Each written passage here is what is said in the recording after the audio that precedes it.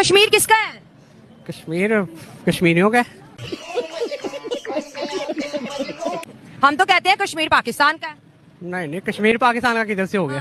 किधर से हो गया? इंडिया का कश्मीर है, इंडिया की फौज उधर है या पाकिस्तान की फौज उधर है?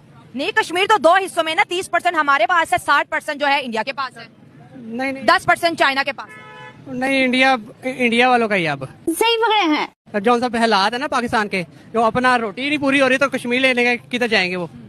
जब आपको भी सच पता है, हमें भी सच पता है, फिर हम क्यों नारा लगाते हैं कि कश्मीर हमारा है? वह हम पागल हैं। हम पागल हो गए हैं। हम पागल हो तो 77 सालों से भी पागल ही थे। वो जो उनसे हैं हुक्मरान ने हमें पागल कर दिया, अच्छा। इसलिए तो कश्मीर हाथ से जा रहा है। हमारे रोटी नहीं हमारी पूरी हो रही तो हमें कश्मीर के बारे में क्या सोचेंगे? बात तो सही है। ये मसला रोटी का क्या है? रोटी का मसला यही है ना, रोजगार होना चाहिए। रोजगार कम हो रहा है, बिल्कुल ही कारोबार कम हो रहा है सारी।